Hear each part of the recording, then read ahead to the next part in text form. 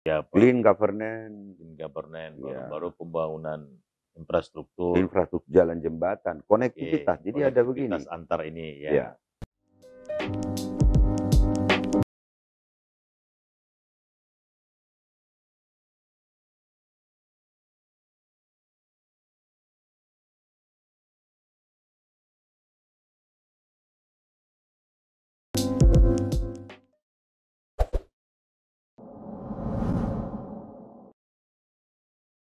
Halo, Assalamualaikum. Enggak Pak. Waalaikumsalam.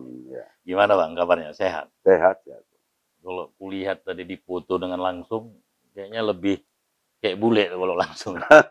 Iya, ya. Ini ada yang unik ini Abang ini. Aku cek nama Abang kan. Hmm. Kanjeng Pangeran Raden Aryo Dr. Andus Nixon Hasudungan. Kok ada ini ada rada-rada Jawa ningratnya nih, cuma ceritanya nih. Kanjeng Pangeran Aryo Dr. Andus Nixon Nababan Iya. Darmonagoro MSI. Itu ceritanya dapat nama itu gimana Bang? Ceritanya itu jadi kita setelah bupati dasar dari Kerajaan Solo adalah bahwa kita membuat visi misi dasarnya kerakyatan. Nah, kemudian tahun 2016 saya diundang untuk mendapatkan gelar itu. Awalnya gelarnya KRT, Kanjeng Raden Tumenggung. Tahun berikutnya menjadi KRAT, Kanjeng Raden Aryo Tumenggung. Nah, kemudian 2 tahun berikutnya KRA, Kanjeng Raden Aryo. Dan gelar terakhir paling puncaknya Kanjeng Pangeran. Apa ada pengaruhnya itu nama itu di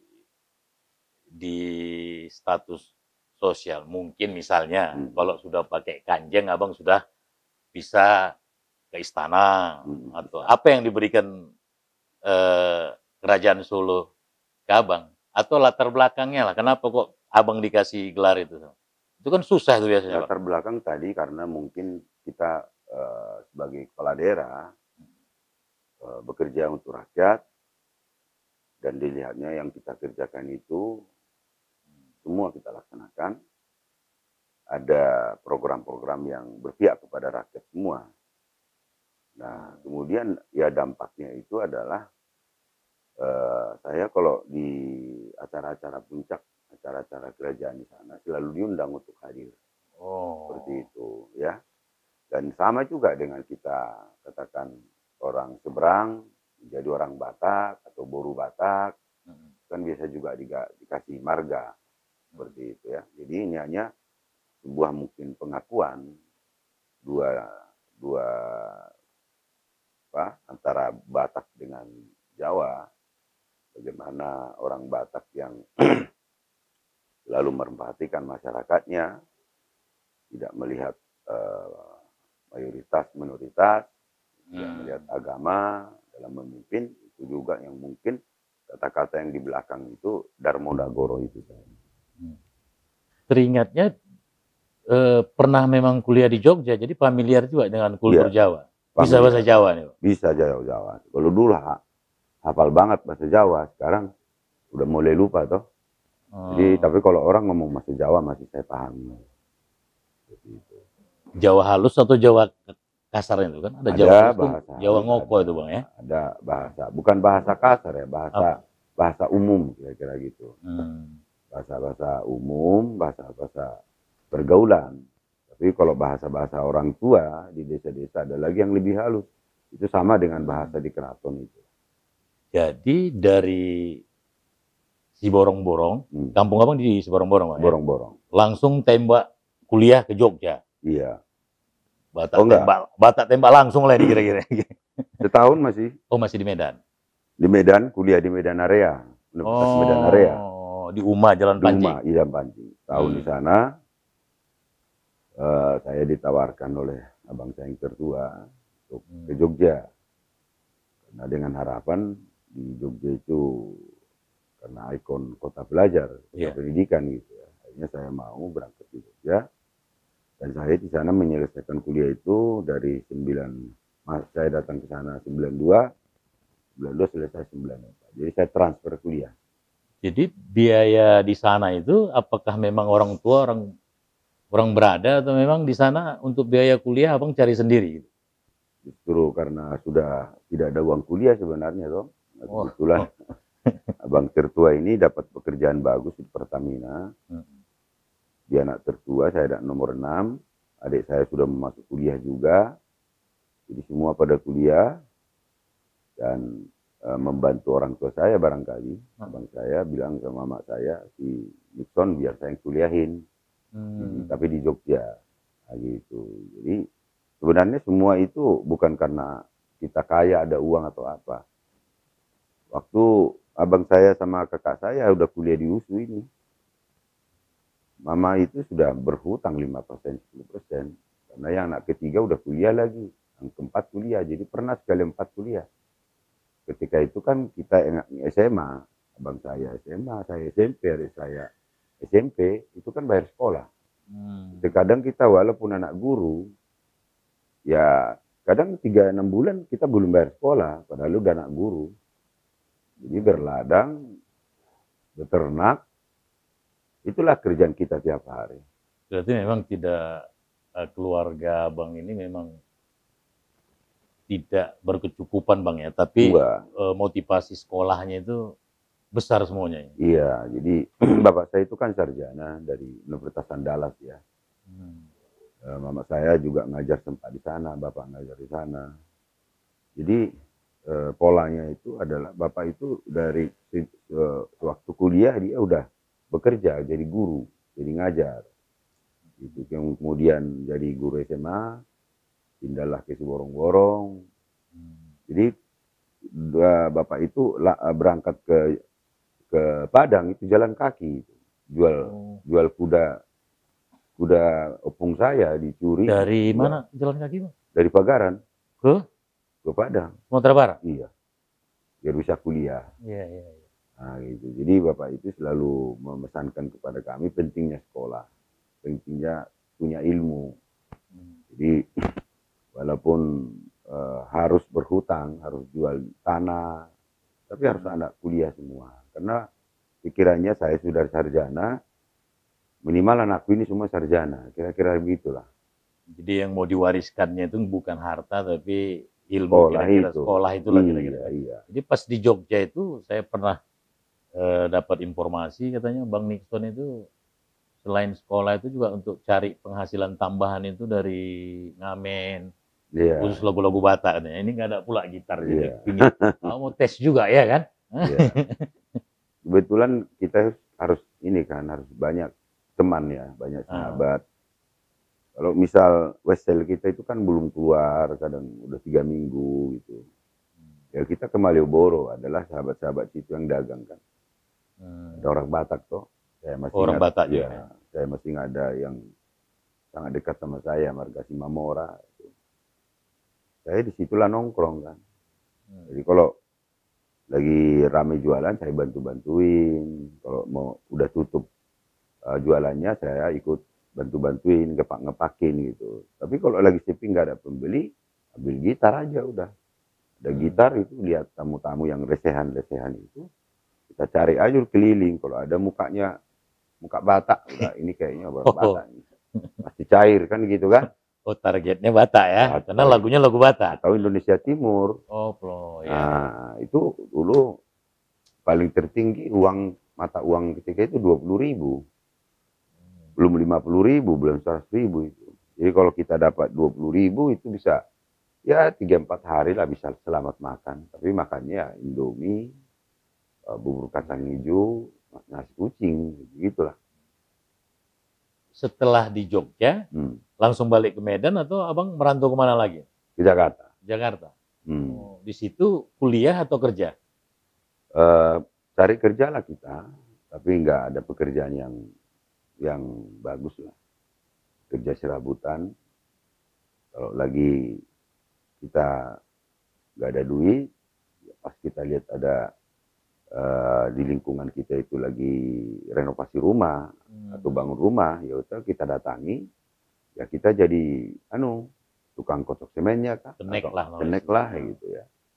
Nah kalau misal kita lagi nongkrong di terminal gitu kan, ada kita lihat saudara kita, teman kita, mau dia jadi kita supir tembaknya, ya udah supir tembak dulu lah gitu.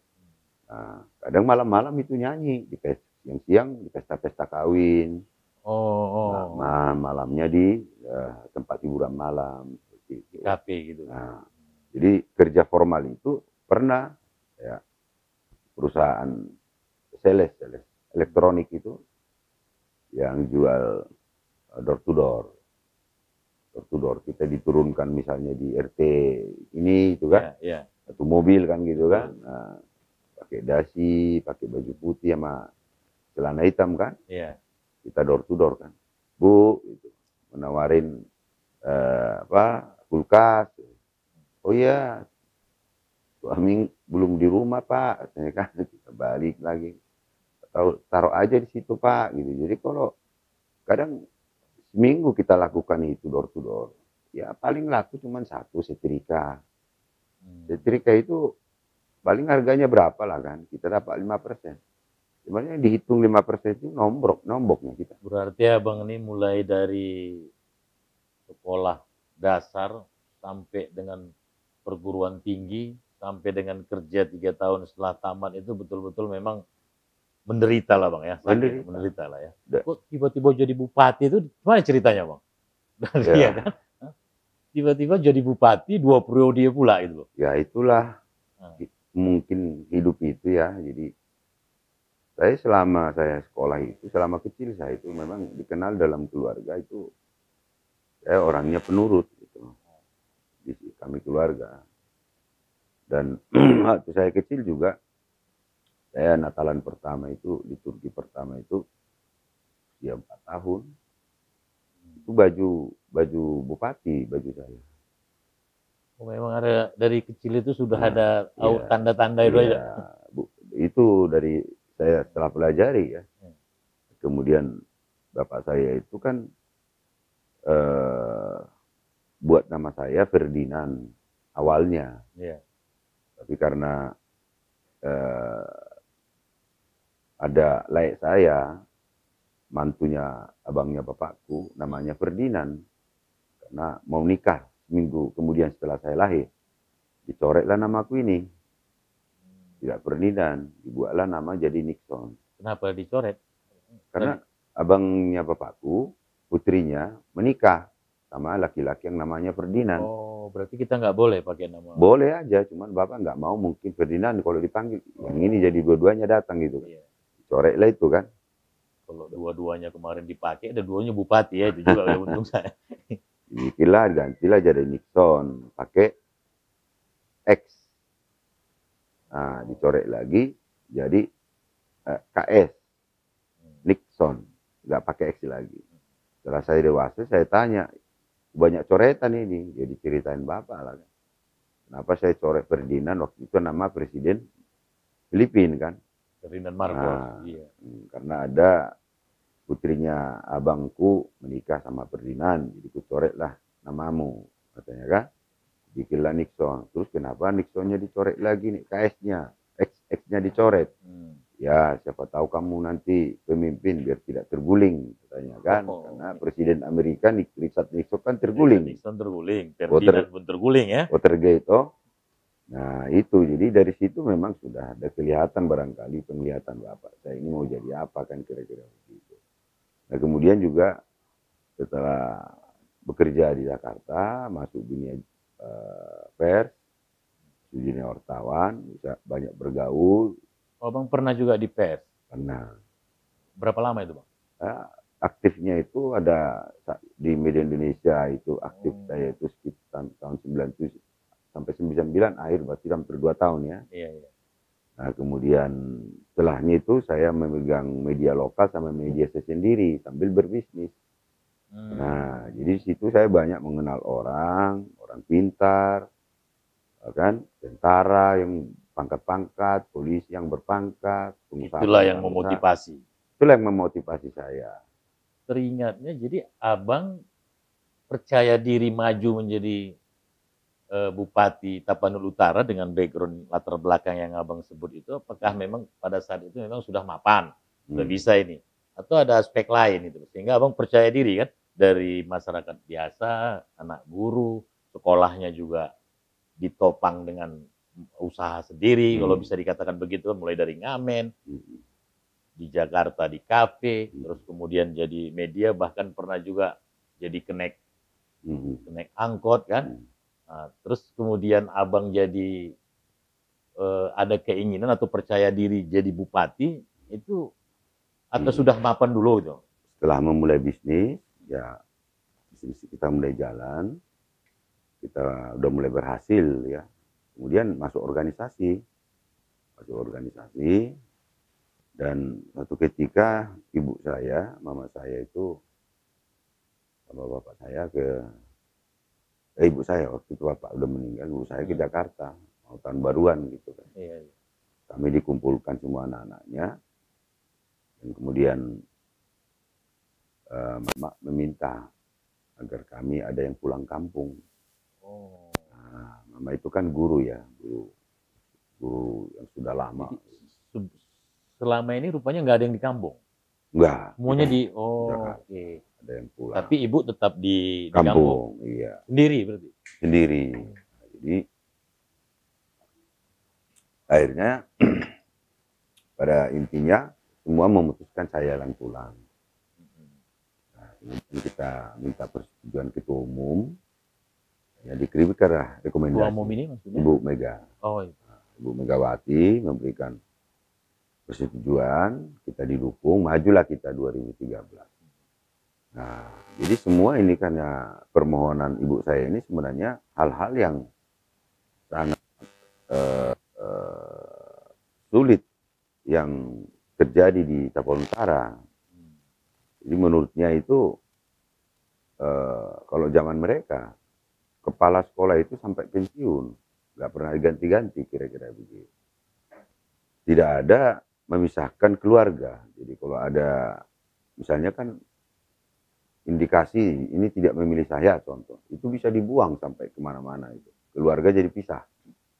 Nah, kemudian ada katanya dari seorang penyuluh pertanian tiba-tiba jadi camat, kira-kira gitu. Jadi tidak, jalan di mana-mana rusak.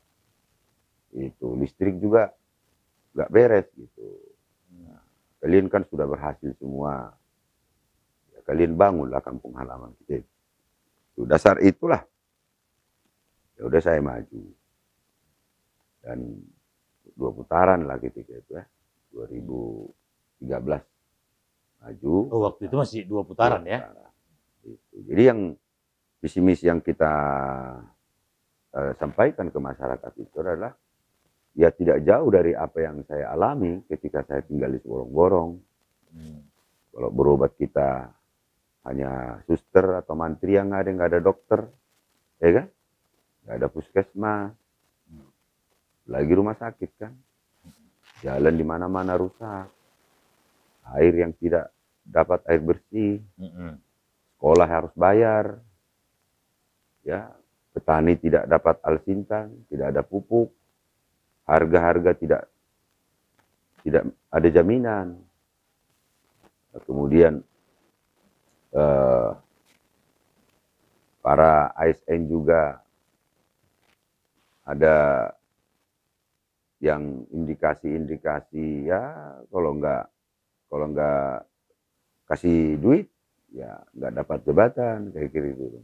Oke lah, di Tapanuli Utara abang berhasil lah. Ya indikatornya sederhana, 2 periode abang dipilih kembali kan, dengan tadi yang sudah abang selesaikan mulai infrastruktur, irigasi, bahkan saya sempat juga baca ada pembangunan lahan yang tidak produktif, abang rawa-rawa dan semuanya. Tapi ini kan abang maju ke Sumut. Kalau Taput itu kan homogen ya bang, dari sisi agama, dari sisi suku. Ini begitu masuk Sumatera Utara kan lebih plural.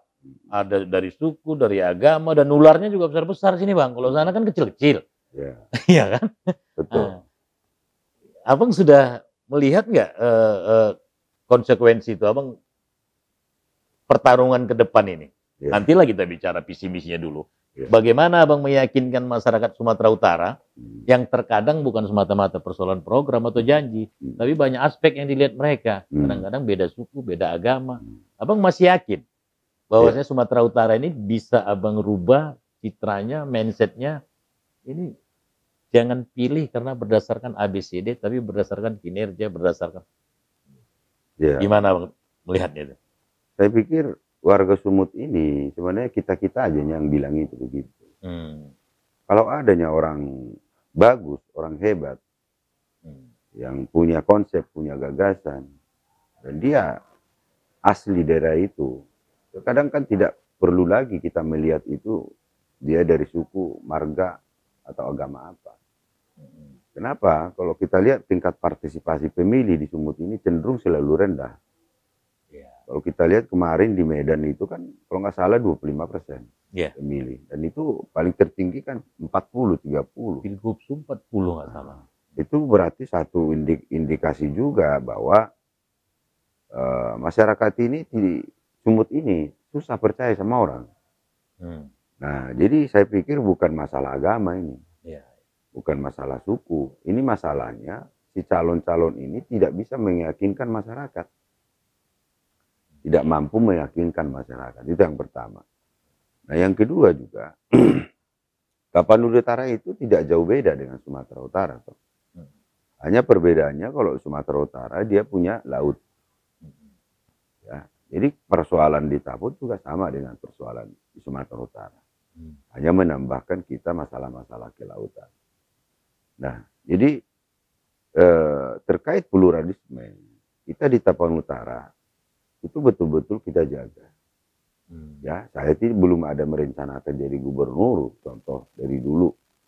Tapi bisa dilihat bagaimana saya menjaga pluralisme di Tapanuli Utara.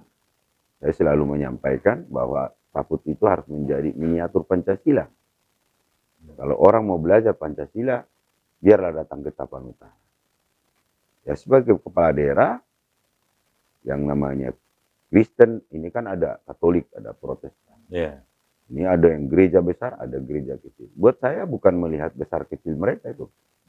Semua harus saya bantu. Termasuk juga masjid, musola.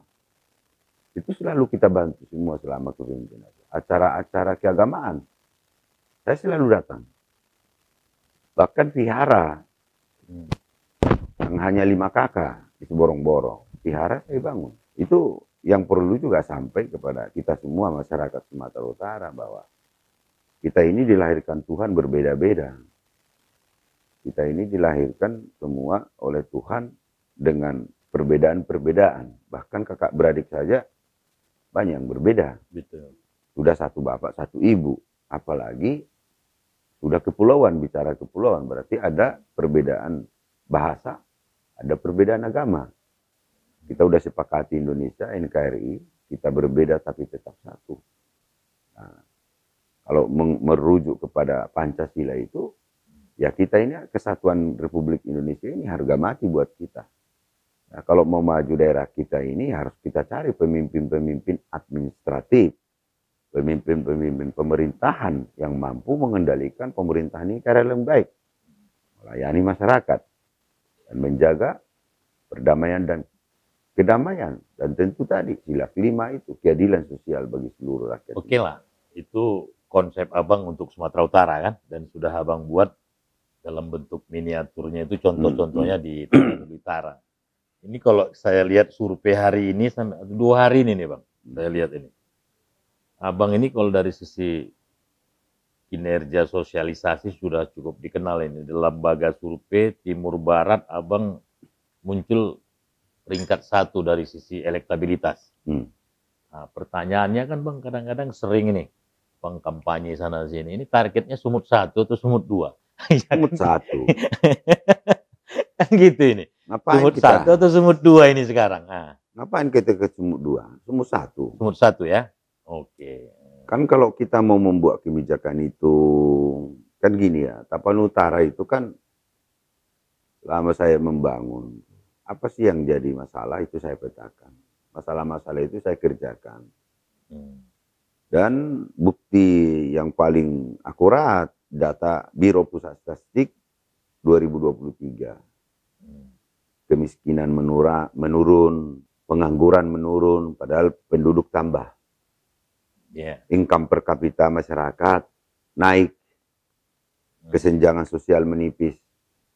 Mungkin kalau dicek itu, apa ada itu di daerah-daerah lain? Bahkan negara kita Indonesia, mungkin kalau dicek, nggak ada yang seperti Tapanuli Utara. Itu mungkin pas jarang. era COVID ya? Enggak. Setelah waktu COVID kita nggak minus. Ini 2023. Di daerah, di luar daerah selain Tapanuli Utara itu justru menurun ya? Justru semua memang kok waktu COVID semua menurun. Tapi COVID kan udah berlalu tahun 2022 terakhir gitu. 2023 kan sudah semua daerah sudah normal, tidak ada lagi pembatasan PBSB dan lain sebagainya toh. Tapi angka statistik Taput itu kan menunjukkan bahwa program yang saya laksanakan, kebijakan yang saya laksanakan itu tadi itu income per kapita naik, masyarakat naik, kesenjangan sosial makin menipis, kemiskinan menurun, pengangguran menurun, padahal penduduk nambah, ya kan? Nah kalau kita lihat misalnya Indonesia ini, ekonomi Indonesia tumbuh, tapi penganggurannya naik, kemiskinan naik. Terkadang kan partai bukan itu menjadi landasan utama untuk mengusung. Banyak variabel-variabel lain. Abang yakin PDIP masih melihat itu atau ada hal lain? Abang yakin PDIP melihat kinerja, sosok untuk mencalonkan? Oh iya. Sampai sekarang. Kita ini kan karena melihat sosoknya. Maka dicalonkan. Karena melihat sosoknya, maka banyak menang kita. Tapi terkadang sosok-sosok ini kan banyak yang mencele-mencele. Ya kan? Di depan baik, di belakang jahat. Di depan siap, tapi di belakang mengkhianat. Ya kan? Apakah model ini masih terus dipertahankan? Hanya untuk sekedar menang. Yang toh akan membuat juga kecewa partai ini. Partai ini ditinggalkan. Ini nyindir yang sebelah maksudnya? Enggak? Hah? Nyindir yang sebelah maksudnya? Ya terserah lah yang mana ya kan. Saya kalau mungkin bro sebagai ketua umum ada kecenderungan terjadi pengkhianatan dari kader yang baru masuk atau dari kader sendiri, tentu harus punya cara dong untuk bagaimana militansi kita lakukan kan begitu. Kecuali barangkali sudah miskin kader atau partai ini bukan partai besar, tidak bisa mengusung sendiri, ya bolehlah jualan tuh. Oke lah Bang. Tukar guling. Iya. Terakhir lah berkompetisi yang baik. Terakhir ini Bang ya, karena waktu kita kan setengah jam ini. Sebenarnya menarik ini banyak yang mau diekspor. Pemirsa juga kepingin lebih tahu lebih detail tentang Abang, tapi nanti bisa kita lanjutkan. Kira-kira Sumatera Utara ini mau Abang bikin seperti apa detailnya ketika Abang mimpin kalau diberi amanah oleh masyarakat? Yang pertama, buang dulu ikon kota Medan, idiom kota Medan yang jelek-jelek itu. Semua urusan mesti uang tunai. Buang dulu itu. Semua urusan masyarakat urus tuntas. No pungli. Terutama di lingkup ASN. Nah, kalau itu bersih, maka mereka akan melayani masyarakat dengan baik. Kan gitu tuh. Tapi kalau kita tidak bersih, minta uang jabatan atau apa, mereka juga akan rampot ke bawah. Nggak akan bisa lagi nih masyarakat kita layani toh. Yang kedua, semacam gambaran umum lah ini saya sampaikan. Kalau dulu zaman-zaman kita itu Sumatera Utara ini sampai mengirimkan tim sepak bola itu banyak. Ada PSDS, ada PSMS, ada Medan Jaya, ada Harimau Tapanuli, ada Parderitek, ada Mercubuana. Betul. Tapi sekarang di mana ini semua? Kalau dulu ada Persib, Persijaya, Persibaya, Persija main, selalu ada PSMS. Kalah PSMS ada PSDS lagi dah, penghibur. Betul. Ini di mana ya? Nah, maksud saya kita bukannya mau fokus nanti buat bola itu jadi jadi prestasi kita, bukan. Sektor lain juga kita, artinya ini sebuah gambar umur bahwa ada sesuatu di Sumatera Utara ini yang kalau sebenarnya kita jeli melihatnya dan kita ingin dia menggali sedapat mungkin dan kita belum dia create secepat mungkin, ya pasti Sumatera Utara ini bisa menjadi provinsi terdepan di Indonesia. Saya banyak keluhan kemarin itu. Tanjung Balai, UMR-nya sangat sedikit. Saya ke Belawan. Saya ke Belawan, nelayan di Belawan. Itu nggak manusiawi loh orang di sana. Masa ada komunitas di situ rumah pakai papan bolong-bolong. Ya masuk angin lah semua tuh. Banyak sampah. Kemudian juga jalan antar rumah itu dari papan. Bolong-bolong lagi. Apalagi kalau lansia katanya sering jatuh ke air itu. Coba kita bayangkan. Hanya satu SD, satu pustu. Padahal mereka suplai ikan ke kota. Kalau berhenti mereka suplai ikan ke kota ini gimana tuh? Biaya produksi, biaya makan jadi tinggi dong. Bisa bisa demo-demo, bisa chaos kan. Berarti sumut bersih itu satu. Ya. Ya lepas dari pungli apa. Clean governance. Ya. Baru pembangunan infrastruktur. Jalan jembatan, konektivitas. Jadi ada begini. Antar ini ya. Ya. Jadi kita ini sekarang ini dalam konsep infrastruktur pusat dan daerah, dia selalu mengejar existing. Bahkan ini existing dinaikkan jadi status tol. Padahal ini sebenarnya tol ini biaya besar dan bahkan dari utang. Sebenarnya Indonesia belum itu yang kita butuhkan kalau menurut saya. Yang kita butuhkan jalan existing perlebar, kemudian buka jalan baru, konektivitas. Contoh kemarin saya ke Tanjung Balai. Tanjung Balai itu kalau mau daerah ke Tapanuli kayak Toba, Humbang, Tapanuli Utara, Dairi. Orang Tanjung Balai Asahan itu kalau mau mutar dia dari sini toh. Atau mutar dari Madinah. Jadi lebih mahal ongkos produksinya jadinya ya? Iya dong. Ketika misalnya harga sayur di Tanjung Balai, ketika kebutuhan sayur 1 ton di Tanjung Balai, yang biasanya datang dia katakan dari Tapanuli Utara. Begitu rusak itu jalan tuh, karena nggak ada jalan alternatif.